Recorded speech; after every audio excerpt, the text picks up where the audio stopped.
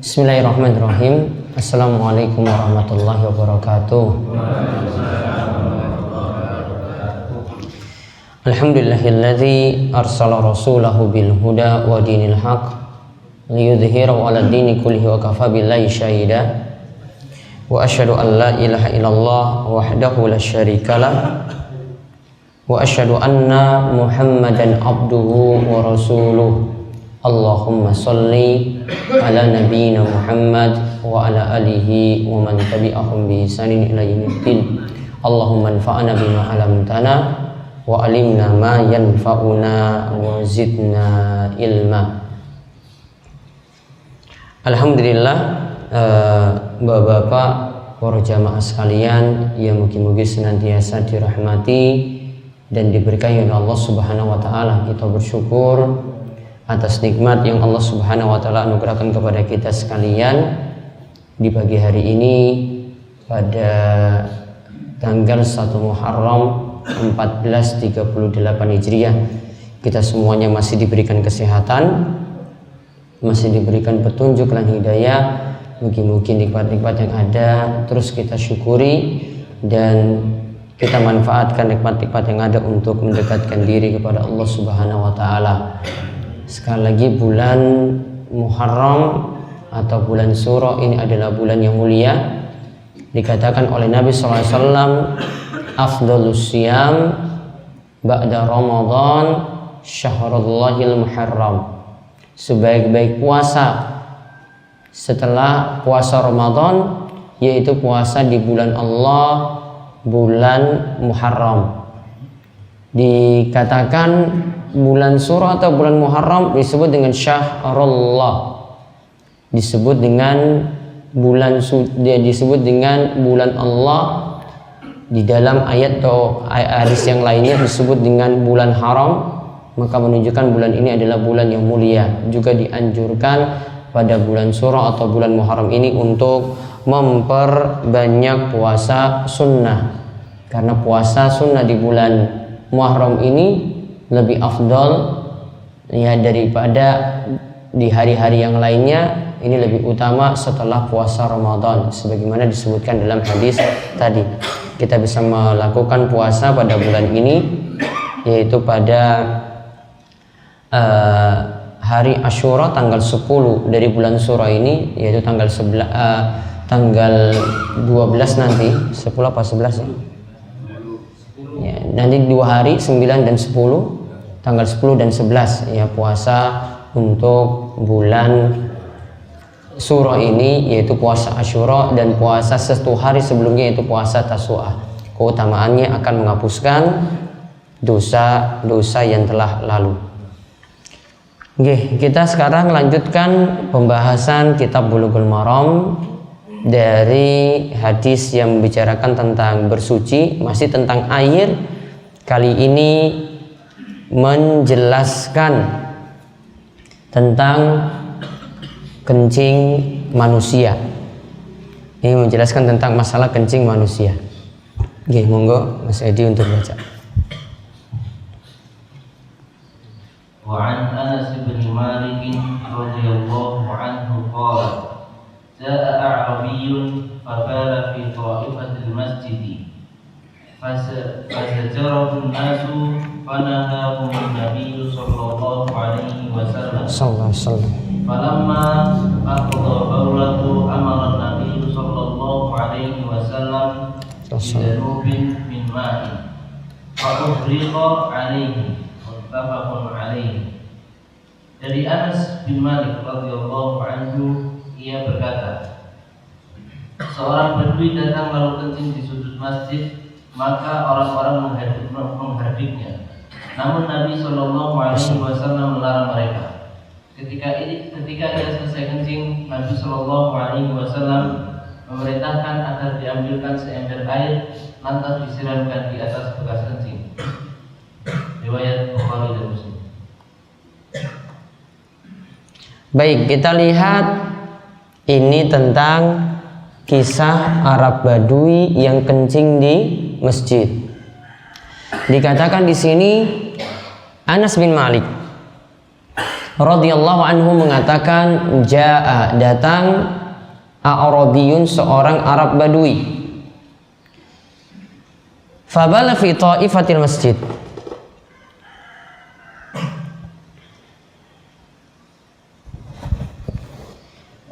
fabala fi ta'ifatil masjid, ya, maka beliau kencing, ya, yaitu Arab Badui ini kencing di pojok masjid. Dia kencing di pojok masjid, fazajarahun nas.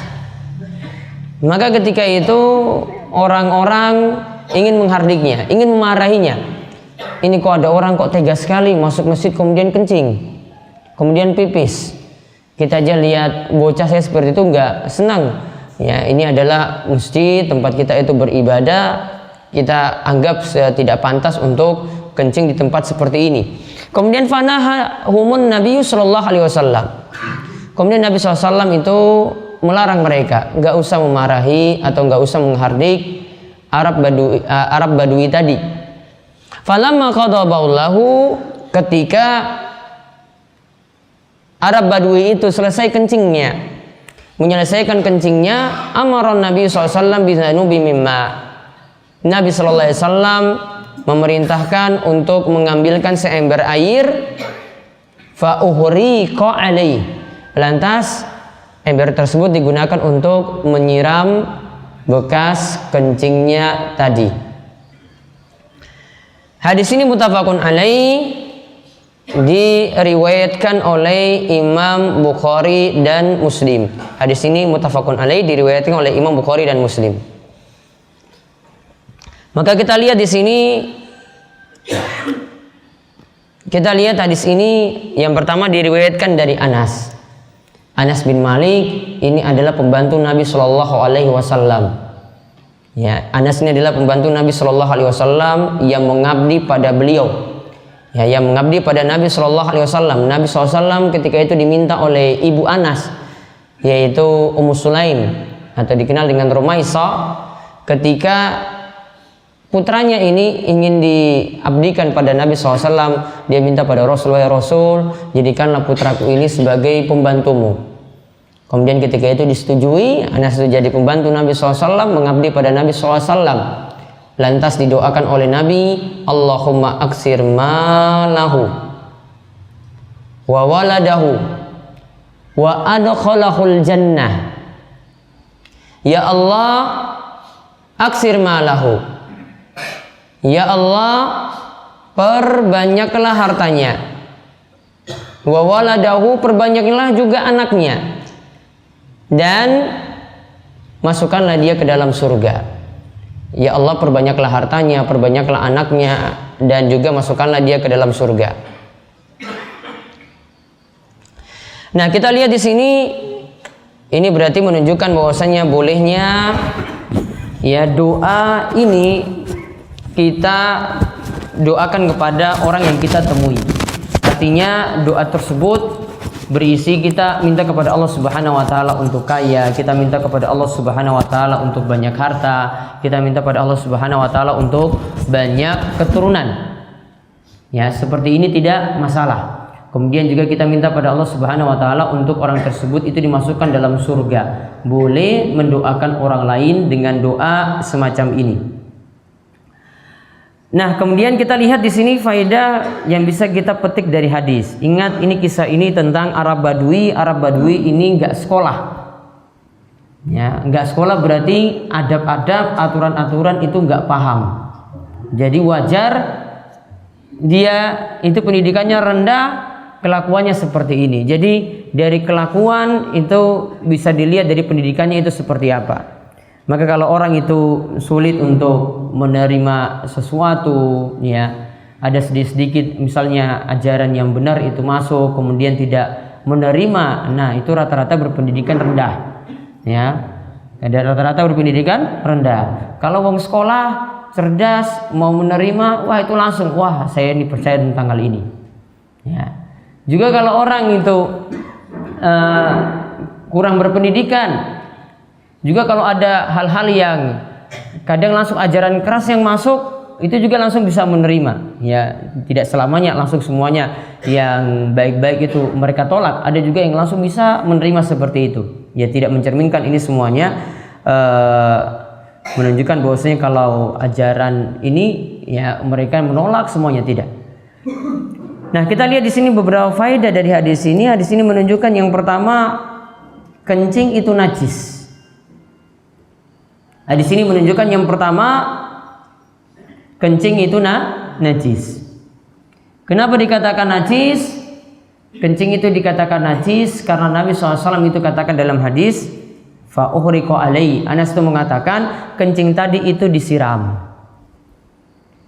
Ya, kencing tadi itu disiram. Tentu saja kalau kencing diperintahkan untuk disiram seperti itu menunjukkan bahwasanya kencingnya itu sesuatu yang bermasalah. Kalau ini cuma air biasa yang jatuh, mungkin dibiarkan kering gitu, nggak diperintahkan segera mungkin untuk hilang. Namun ini adalah kencing, sesuatu yang najis, ya. Maka kencing itu najis, diperintahkan untuk segera dihilangkan. Segera dihilangkan juga dari lantai masjid.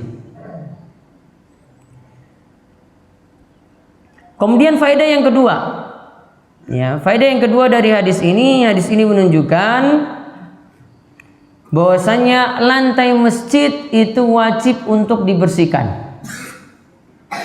Faedah yang kedua menunjukkan lantai masjid itu wajib untuk dibersihkan.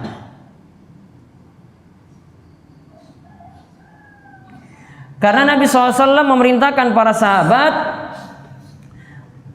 untuk menyiramkan air, dan di sini tidak dibiarkan sampai kering.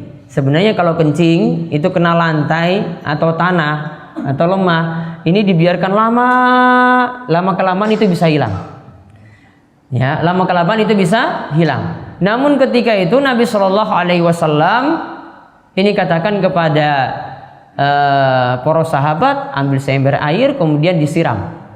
Tanda bahwasanya wajib membersihkan najis yang kena lantai dengan segera. Dan ini apalagi masjid, tidak bisa kita tunggu kering 1 hari 2 hari nanti baru hilang seperti itu karena terik matahari baru hilang. Ya enggak seperti itu, karena masjid ingin dipakai orang itu silih berganti. Nanti ada lagi subuh datang, habis zuhur datang lagi, asar datang lagi, sehingga kencing itu perlu dihilangkan segera mungkin. Kemudian faedah yang ketiga, hadis ini menunjukkan larangan kencing di dalam masjid, karena sampai dilarang oleh para sahabat Nabi SAW. Namun karena sikap dari sahabat yang terlalu keras, ini yang Nabi SAW itu larang para sahabat bersikap keras seperti itu.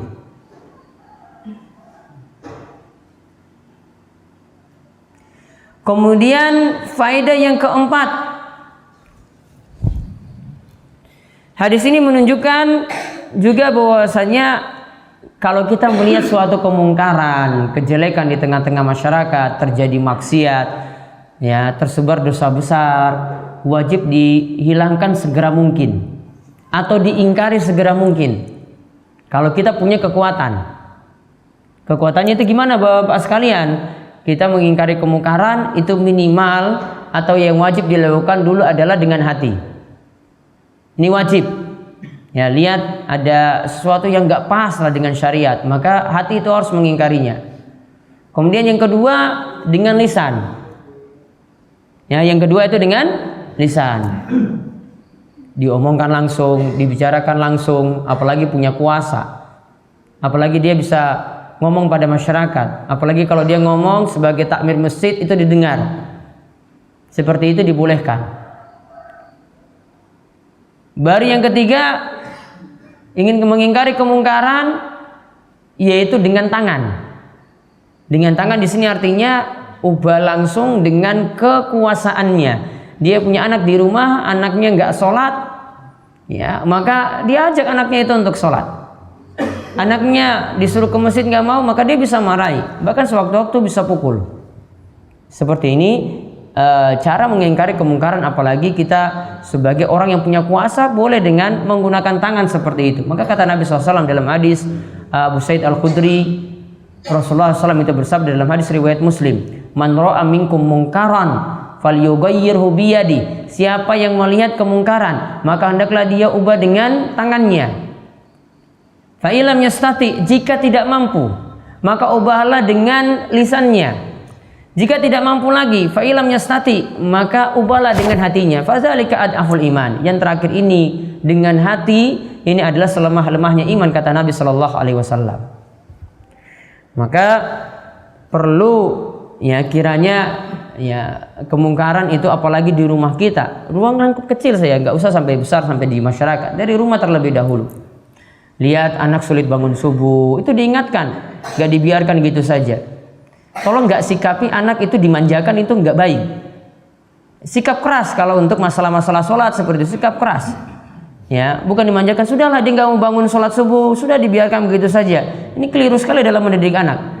Kalau dimanjakan seperti ini fatal, ini kesalahan fatal sekali. Kita itu ingatkan anak sholat itu seperti kita ingatkan anak itu kita ingin lepaskan dia dari api. Ya, ingin lepaskan dia dari api. Coba kalau bapak lihat anak dalam rumah, coba ingin kebakar, coba apa dibiarkan gitu saja? Sudahlah biarkan. Nanti dia mau dalam rumah mau ke obong juga sampai hangus juga, silakan, nggak apa-apa. Apa sikapnya seperti itu? Enggak. Ingatkan keras, kamu itu harus sholat. Ya, ingatkan seperti ingin selamatkan dia dari api. Ketika ingin rumahnya itu terbakar, rumah itu mau terbakar, hangus, itu selamatkan seperti itu. Bukan dibiarkan, oh sudahlah biarkan dia tidur, biarkan dia terus ini. Diingatkan keras. Ini bukan masalah kecil loh, ini masalah fatal sekali kalau dalam masalah sholat itu. Anak sulit untuk pergi ke masjid, anak sulit untuk disuruh sholat 5 waktu. Salah fatal kalau sejak kecil seperti ini. Untuk nanti ketika dia usia besar, ketika dewasa, lebih fatal lagi. Dia gak akan dengar dengan nasihat-nasihat seperti itu. Ini ketika ini saja muda dia itu ibadah, hatinya itu masih bersih seperti itu, kok sulit sekali. Ya, maka tolong perhatikan hal ini. Pendidikan yang gak bagus itu membiarkan. Mendidik itu bukan membiarkan. Mendidik itu kadang itu bisa keras, kadang kita itu harus paksa. Anak harus dibiasakan seperti apalagi anak-anak sekarang itu keterlaluan nakalnya. Ya, pergaulan bebas sana sini. Apalagi sudah dengan HP, apalagi sudah gak dikendalikan oleh orang tua. Salahnya juga orang tua juga kasih HP, gak punya sistem proteksi yang tinggi, gak bisa melindungi anak dengan baik. Ya. Kita gak bisa salahkan dunia internet loh. Ya. Yang salah itu pengawasan orang tua gak ketat. Internet itu bebas, orang mau upload apapun. Ya. Anak-anak muda itu mau dia ciuman tengah jalan, dia kemudian masuk kamera, dia shooting, kemudian dia upload, terserah dia. Itu nggak dilarang di dunia YouTube, di dunia internet itu nggak ada yang batasi seperti itu, dia bebas. Tinggal orang tua kenapa kasih HP? Ya, orang tua kenapa beri alat-alat seperti ini? Kalau mau ya beli HP lawas sudah, untuk ganjel lawang saja sudah selesai. Itu nggak ada masalah. Kenapa orang tua beli HP seperti ini? Ya, kalau beri seperti ini tanggung jawab. Ya, tanggung jawab ngawasi. Ya, tanggung jawab untuk diawasi terus, bukan bebas gitu. Pergaulannya juga bukan dibiarkan sana sini. Ada batas-batas waktu, anak itu tidur jam berapa. Kalau sudah malam seperti ini harus dilarang. Ya, dia bukan dibergaul bebas saja. Ya, sudahlah main volley sampai jam 12 malam, main ini sampai jam segini. Apa-apaan seperti ini, pendidikan seperti ini, nggak benar. Anak sudah nggak diajak ke masjid, disuruh ngaji juga nggak mau, disuruh untuk belajar Al-Quran, perbaiki tajwidnya, perbaiki ininya juga nggak mau. Orang tua juga nggak arahkan, orang tua mikir perutnya sendiri, orang tua mikir dirinya sendiri. Ya, ini nggak pendidikan nggak benar nih, salah orang tua. Orang tua yang nanti akan ditanyakan seperti ini. Ini orang-orang tua yang Nabi SAW katakan dayus.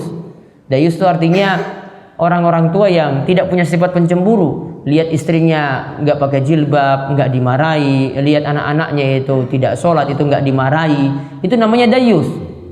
Ya, ini namanya dayus. Dayus ini sangat sulit sekali masuk surga. Dayus, laki-laki dayus seperti tadi kata Nabi SAW sangat sulit masuk surga. Maka perhatikan pendidikan pada anak, pendidikan pada istri, itu diajak semua pada kebaikan. Mengingkari kemungkaran itu mulai dari rumah dulu. Bukan mikir desa lain, bukan mikir orang lain, bukan mikir negeri lain. Mikir dulu yang ada di rumah. Mikir juga yang ada di lingkungan sekitar. Itu dipikirkan dulu, baru mikir luar.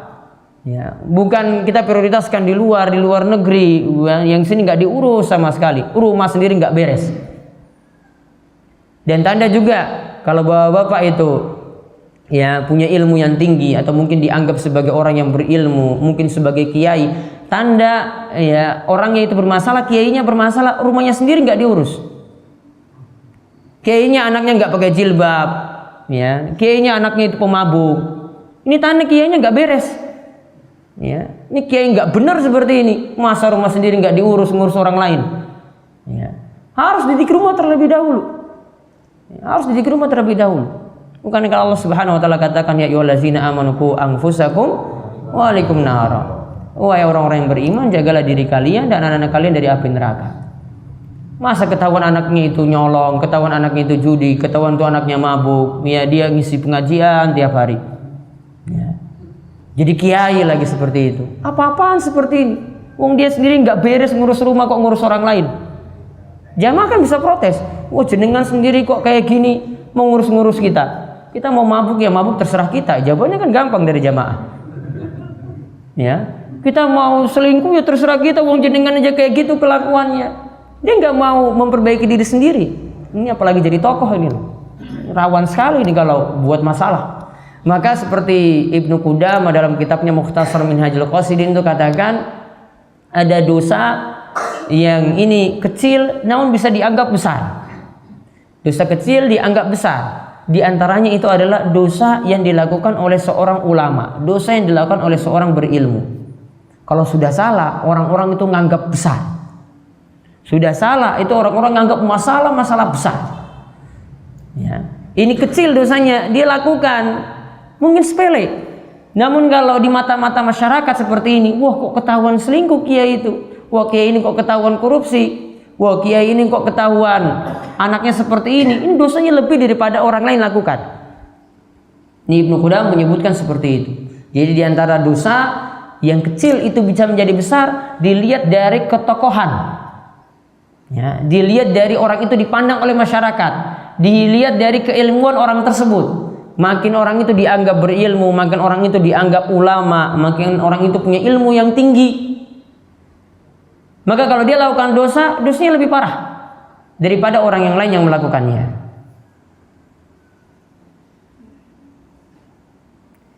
Nah, kemudian itu tadi tentang mengingkari kemungkaran. Nah, terutama juga saat ini ya kita masuk momen ini bulan yang dianggap keramat, bulan yang dianggap atau hari-hari yang ada di bulan Suro ini dianggap sebagai suatu yang sakral sehingga tidak boleh lakukan hajatan-hajatan besar. Itu perlu diingatkan pada masyarakat. Masyarakat masih punya pemahaman yang ini perlu diluruskan. Ya, nggak boleh lakukan hajatan ini. Nanti ada ritual-ritual lagi yang lainnya. Ya, kerisnya perlu dimandikan lagi. Ya. Terus nanti ada yang mau beteng lagi. Ya, tadi malam berarti ya. Tadi malam. Nah. Nanti ada yang nonton lagi kirap kebo bule. Ya, kebo selamat kan, kebo kiai selamat kan. Kebo yang dianggap keramat sekali loh. Coba teleknya coba jatuh, coba apa yang jadi? Apa yang terjadi? Ada yang bawa pulang juga ke sini? Hah? Fatal sekali seperti itu. Ya. Juga termasuk ini mohon maaf, ya nggak perlu juga lah tirakatan seperti ini. Untuk apa? Ya, tujuannya untuk apa? Itu seperti hari-hari biasa saja. Ya, nggak ada momen spesial di malam siji suro itu nggak ada. Ya, termasuk juga doa akhir tahun dan doa masuk awal tahun. Ini juga tidak ada ritual khusus untuk hal ini. Ya, ini harus diluruskan gitu. Ini nggak ada ritual khusus. Kita nggak usah ikut tahun baru atau momen non muslim melakukan. Non muslim melakukan memang awal tahun mereka seperti itu. Nggak usah lah ikut-ikut mereka. Anggap seperti hari biasa saja masuk seperti itu. Sudah masuk. Karena tahun baru Hijriyah itu nggak ada di masa Nabi SAW. Tahun baru Hijriyah kalendernya saja ada baru di masa Umar. Ya, itu bukan di masa Nabi. Jadi mau tanya Nabi rayakan apa tahun baru Hijriyah? Wong Nabi nggak ngapa-ngapain. Wong tahun baru Hijriyah kalendernya saja baru ada itu di masa Umar. Baru ada di masa itu kok Nabi lakukan sesuatu? Nabi nggak lakukan apa-apa. Kalendernya itu baru dibuat, baru ditetapkan. Ini awal bulannya itu bulan Muharram, itu baru di masa Umar. Masa sebelumnya enggak. Di masa sebelumnya, sebelum Umar, itu cuma jalan ini bulan Muharram. Ya, setelah bulan Muharram apa? Surah apa? Safar. Setelah Safar? Rabiul Awal, Rabiul Akhir, terus Jumadil Awal, Jumadil Tsani, terus Rajab, terus Sya'ban, baru Sya'ban, baru Ramadan. Cuma berjalan seperti itu aja bulannya. Kapan masuk awal tahun? Nah, itu baru ditetapkan ketika kalender itu sudah ditetapkan di masa Umar. Dia mau tanya, Nabi lakukan apa di awal tahun baru Hijriah? Nabi nggak lakukan apa-apa. Malamnya tidur ya tidur. Nggak suruh tirakatan sampai pagi, itu nggak ada. Nabi lakukan apa? Ya tidur ya tidur. Selesai. Nanti bangun waktu sholat malam ya sholat malam. Nggak ada momen spesial gitu tuh, nggak ada. Contoh Nabi SAW itu nggak pernah khususkan malam Jumat tuh ada sholat malam tertentu, itu nggak ada. Sama seperti tirakatan itu kita anggap iktikaf lah, berdiam seperti itu juga nggak ada khusus seperti itu. Malam Jumat saja, malam Jumat itu malam keramat loh bagi kita tiap pekan ini. Malam Jumat itu saya Nabi SAW tidak lakukan apa-apa ibadah spesial, nggak ada. Seperti biasa saja, nggak ada puasa khusus hari Jumat, nggak ada malam Jumat itu untuk sholat malam khusus, nggak ada. Cuma lakukan seperti ya malam-malam yang lainnya seperti itu. Ya, jadi nggak ada malam-malam khusus, malam Jumat ini malam ini untuk ibadah ini, untuk sholat tasbih khusus, nggak ada. Ya, seperti malam-malam yang lainnya ingin bapak-bapak lakukan. Kemudian yang kelima, coba lihat penyampaian Nabi Shallallahu Alaihi Wasallam. Coba lihat penyampaian Nabi SAW. Kira-kira santun nggak ketika Nabi SAW ingatkan Arab Badui? Nabi marah nggak di sini? Nggak. Yang marah itu para sahabat. Ya, yang Arab Badui yang pipis ini diuring-uring keras ini. Oh, kamu ini. Ya, kalau kita mungkin kasarannya saya tampar kamu kurang ajar kayak gini. Ya, saya pukul kamu kok kurang ajar sekali. Itu maksud para sahabat ketika itu. Karena mereka nggak terima masjidnya dikencingi orang. Nabi SAW ketika itu sikap Nabi SAW, beliau ketika itu nyantai, ya sudahlah, selesaikan dulu kencingnya. Alasannya kenapa? Yang pertama, Arab Badui tadi nggak berpendidikan. Sama seperti kita lihat orang-orang yang nggak waras kencing di masjid. Kira-kira bapak mau marah-marah coba? Ya marah juga sih. Tapi kan gak manfaat juga. Mau ngomong dia kayak gini ya tetap juga nggak masuk. Iya kan? Masuk nggak kalau ngomongin dia? Besok diulangi lagi loh.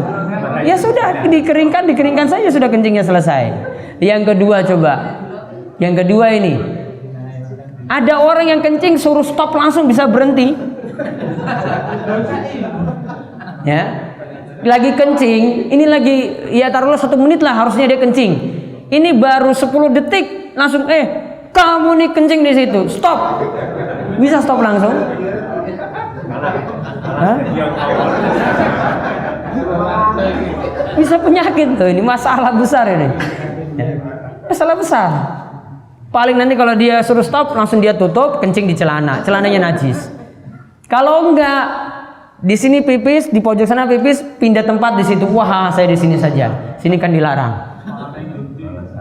Akhirnya 1 tempat jadi 2 tempat, situ larang lagi 3 tempat. Akhirnya banyak tempat. Jadi masalah. Ya. 1 kemungkaran itu dicegah, malah 2 kemungkaran, 3 kemungkaran, 4 kemungkaran itu muncul. Sama seperti misalnya ada orang itu mabuk-mabukan, misalnya lagi ngumpul-ngumpul mabuk. Bapak larang, buat onar malahan. Kenapa kami ini dilarang seperti ini? Dia nggak terima masyarakat yang lagi tenang, ya akhirnya diganggu, ya mereka buat keonaran ketika itu. Coba dibiarkan gitu saja, sudahlah. Dia itu nanti kalau sudah sadar baru diingatkan. Masalahnya kalau lagi mabuk nggak bisa, nggak terima. Kita harus mikir juga loh ini. Ini kalau saya ngomong sekarang, bisa jadi saya dijotosi. Bisa jadi nanti orang lain, nanti dia amok, ya. Orang lain nanti dia buat onar, masyarakat jadi nggak tenang. Makanya Syaikhul Islam Ibnu Taimiyah ketika lihat orang mabuk, itu dia biarkan. Maka orang-orang kritik pada Ibnu Taimiyah, ini kamu nih lihat orang mabuk seperti ini kok dibiarkan? Jawabannya seperti tadi, kalau diingatkan langsung, ya bisa masalah. Masalahnya kenapa? Taruhlah tadi kita sudah ingatkan, akhirnya nanti dia buat kacau di masyarakat. Padahal kalau dia minum cuma tenang saya di situ, dia nggak ganggu orang. Cuma di situ saja dia mabuk. gak kemungkarannya itu besar. Namun kalau dia diingatkan langsung, wah ini bisa jadi masalah besar. Maka di sini menunjukkan perlu santun ketika ingatkan orang. Termasuk juga kalau mengingatkan tradisi, termasuk juga kalau mengingatkan amalan yang tidak ada tuntunan. Kita tahu itu salah. Namun ada penyikapannya, punya cara khusus. Kadang ada satu golongan itu keras langsung, wah pokoknya nggak terima, ya pokoknya nggak setuju, ya sampai langsung keras ketika itu. Padahal ada sikap pelan, nanti suruhlah biar aja dia nanti ikut ngaji, biar nanti dia ikut tahu ilmu, biar nanti ilmunya semakin berkembang, biar tahu ini benar ini salah. Lama-lama nanti kan bisa berubah sedikit demi sedikit. Ya. Contoh misalnya, lihat ada orang yang misalnya masuk ke sini ke masjid pakai tato. Ya. Kita lihat di sini langsung sikapnya. Wah, ini apaan ini orang ini? Kita kan pasti langsung pandangannya langsung ke situ. Wah, ini orang yang bertato ini masuk masjid. Padahal dia ini pengen taubat loh. Pengen taubat. Alhamdulillah sudah masuk. Kita jangan ingatkan tatonya. Ya, kalau ingatkan tatonya dia gak akan datang lagi ke masjid. Kalau ingatkan tatonya misalnya, wah hati-hati Nabi SAW itu melaknat orang yang bertato dan orang yang minta ditato. Waduh, ini sekarang sudah mau tobat, besok orang angkat meneh loh itu. Sudah selesai itu datang pertama dan terakhir. Iya kan, datang pertama dan terakhir. Ada penyikapannya loh. Sudah biarkan dia dulu. Kalau dia tanya nggak usah jawab. Pak jenengan ngaji aja. Ya. Kalau dia tanya hukum saya sholat dengan tato gimana? Ya masih diterima. Mau suruh tatonya itu dihapus coba, dibakar ini semua kulitnya, kemudian nanti dia sholat, ya malah masalah besar. Sudah biarkan dia ikut, ya. Karena ada orang-orang seperti ini banyak loh yang sudah bertobat dan bahkan itu berhaji pun itu ada. Saking malunya coba haji itu biasanya buka bagian kanan sini. Pakai kain ihram, ketika tawaf ini ittiba namanya. Ittiba yaitu buka bagian kanan ini. Kebetulan tatonya itu di kanan. Pas di sini, akhirnya dia tutup. Dia jalan keliling Ka'bah. Orang-orang kan tegur dia, "Mas, itu mbok dibuka itu." Dia malu juga. Harusnya mau buka bagaimana? Ini ada tato di sini. Jadi dia jalan terus. Ya, sebenarnya tidak masalah karena membuka seperti ini sunnah. Gak masuk dalam rukun tawaf, gak masuk dalam wajib tawaf. Ini masuk dalam sunnah tawaf. Dia tutup. Ya, tidak masalah seperti itu. Dia jalan keliling Ka'bah, mubeng sampai 7 kali. Jadi ada waktu untuk ingatkan dia. Ya, daripada dia nggak sholat, daripada dia nggak ngaji, daripada dia tidak paham ilmu, mendingan yang masalah ini diingatkan belakangan. Juga faedah yang lainnya lagi dari hadis ini, kita kalau ingin memilih sama-sama suatu bahaya atau mudarat, yang satu ini bahaya, yang kedua ini juga bahaya, ya, yang satu ini bahaya, yang kedua ini juga bahaya, maka milihlah mudarat atau bahaya yang paling ringan. Milihlah resiko mudarat atau bahaya yang paling ringan. Karena kita tidak bisa hilangkan semua, nggak bisa. Coba lihat di sini, Nabi SAW memilih apa di sini? Lihat, kencing kan, kencing di masjid. Yang kedua, mengingatkan langsung dengan cara yang kasar. Kira-kira mana yang dipilih di sini? Sudah biarkan dia kencing di masjid sampai selesai. Mengingatkan keras di sini ditinggalkan. Padahal kalau keras pun Nabi SAW itu bisa. Namun mengingatkan keras di sini Nabi SAW itu tinggalkan. Tunggu waktu, tunggu momen yang pas baru ini dibicarakan. Maka lihat di sini Nabi milih yang paling ringan. Paling ringan apa di sini? Biarkan dia pipis, dia kencing sampai selesai. Biarkan dia kencing, biarkan dia pipis sampai selesai. Ketika sudah seperti itu, barulah diingatkan tadi itu keliru. Maka Nabi SAW pilih yang lebih ringan. Maka contoh dalam dakwah, kita ingatkan masalah-masalah klinik, keyakinan-keyakinan syirik, Ada yang sampai tingkatan syirik besar, ada yang sampai tingkatan orang itu murtad keluar dari Islam. Ini yang lebih jadi prioritas. Daripada jenengan itu singgung masalah amaliyah. Masalah amaliyah malah diprotes langsung.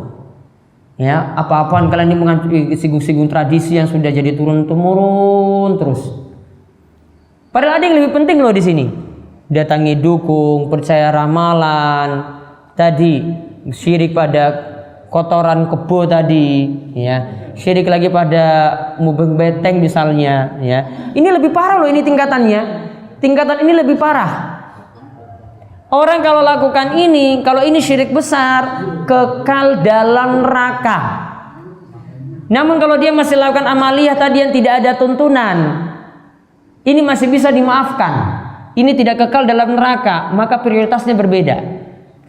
Yang pertama tadi, ini juga termasuk amalan tidak ada tuntunan. Nabi tidak ajarkan, namun buat orang itu kafir, kekal dalam neraka, nggak keluar-keluar kalau sudah masuk neraka. Namun kalau tadi lakukan amaliyah tadi, dia misalnya punya rutinitas, punya amalan 7 hari, 40 hari, ini bisa belakangan loh ini. Ada prioritas, pro takmir ini perlu paham. Sehingga saya sudah sering beritahu, sering ingatkan, tanya seperti ini, saya langsung tutup lagi, Bu, Pak, ini pelan-pelan, ini ingatkan belakangan. Ada yang lebih penting daripada itu. Yang ini kalau tidak diingatkan bisa fatal, bisa bahaya. Ya, orang per orang atau tiap individu malah masuk neraka. Jenengan yang masalah. Jenengan ungkit yang tidak terlalu urgen, ada yang lebih urgen kok tidak diungkit. Maka pentingkan yang lebih penting. Ini lebih penting juga daripada cuma sekadar mengajak sholat. Kita ngajak sholat sudah bagus, namun ingatkan ini juga ini jadi masalah penting juga daripada masalah sholat tadi. Ini lebih urgen karena ini masalah iman. Kalau imannya seperti ini diganggu dengan ritual-ritual syirik, imannya jadi hilang. Allah Subhanahu wa taala pernah ingatkan Nabi SAW, la in asyrakta la yahbatanna amaluk. Jika engkau wahai Nabi berbuat syirik, amalanmu sendiri akan terhapus. Wahai Nabi, jika engkau itu berbuat syirik, amalanmu itu akan terhapus.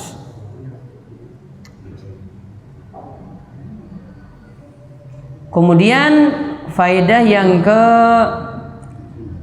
yang berikutnya, mengingkari kemungkaran asalnya hukumnya fardu kifayah. Jadi kalau sebagian orang itu sudah diingatkan, sebagian orang sudah mengingatkan, maka yang lain jadi gugur kewajibannya. Namun kalau satu kampung, satu dusun itu tidak ada yang ingkari kemungkaran sama sekali, ya, tidak ada yang ingkari kemungkaran sama sekali, semuanya dapat dosa. Maka harus ada yang ingatkan. Satu panggang ini harus ada yang ingatkan kemungkaran-kemungkaran. Kalau nggak ada yang ingatkan, satu panggang ini semuanya dapat dosa. Panggang Purwosari dapat dosa semuanya. Ya, ini sudah jelas kemungkaran masyarakat. Ini ada perjudian. Kok nggak ada yang ingatkan sama sekali, dibiarkan, berarti ridho. Maka harus sudah ingatkan ketika itu. Ini nggak boleh. Ada yang percaya ramalan yang dibuka setiap tahun sekali. Ya. Setiap tahun sekali, ini nggak diingkari. Satu panggang Purwosari, bahkan atau Gunung Kidul nggak ada yang ingatkan, semuanya dapat dosa. Maka harus ada yang bicara ketika itu. Ini nggak boleh, nggak perlu didatangi. Ramalannya nggak manfaat. Kain putih yang ada di sisi kulon itu Pak Parjo, Pak Sudar punya persepsi berbeda. Pak Sudar anggap ini partainya yang nanti yang menang. Pak Parjo nganggap lain lagi. Persepsinya bisa beda loh. Ya. Ngapain kayak gitu dipercaya? Sibuk-sibuk lagi di warung kopi bahas ramalan lagi yang nggak jelas. Wah, ini besok jagoku ini yang menang. Kan menurut dia, ya, menurut dia nanti penilaiannya yang lain lagi, penilaiannya lain lagi. Jenengan yang dengar lagi ramalan seperti ini malah masalah. Sholatnya selama 40 hari ora ditompo, nggak diterima, masalah. Ini perlu diingatkan juga. Maka hukumnya fardu kifayah, ingatkan kayak gini. Di kelompok nggak ada yang ingatkan, wah dapat dosa semuanya itu, percaya seperti itu. Harus ada yang ingatkan, ini nggak boleh dipercayai. Ya. Jadi harus ada yang berperan di situ, yang sebagai dai yang mengingatkan kemungkaran-kemungkaran seperti ini yang ada. Kemudian faedah yang lainnya lagi, Kalau ingin menasihati orang lain, ada 3 sikap yang perlu diingat seperti kata Ibnu Taimiyah. Yang pertama harus dengan ilmu.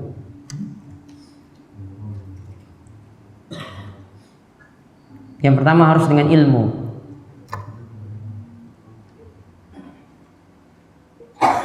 Yang kedua harus diingatkan dengan sabar. Yang ketiga dengan lemah lembut. Dengan ilmu lebih dahulu. Orang mau berdakwah kemana-mana itu harus dengan ilmu. Di tengah keluarganya dengan ilmu, di masyarakatnya dengan ilmu. Harus ngaji dulu. Gak boleh kalau nggak ngaji, nggak kuasai hadis, ya kemudian dia sampaikan begitu saja. Cuma modal semangat nggak boleh. Kemudian yang kedua, ya lemah lembut.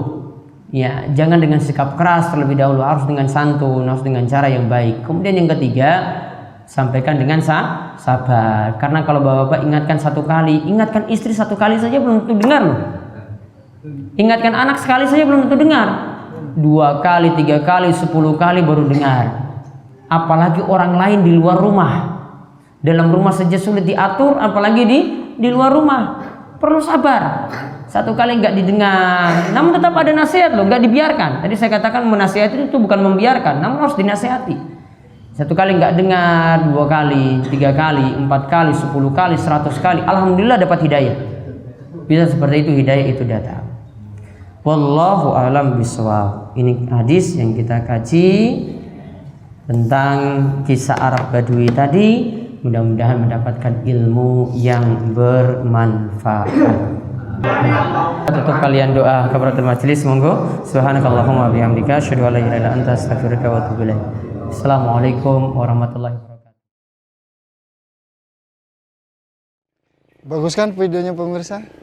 Saksikan terus video-video lainnya hanya di DS TV. Mari kita dukung DS TV.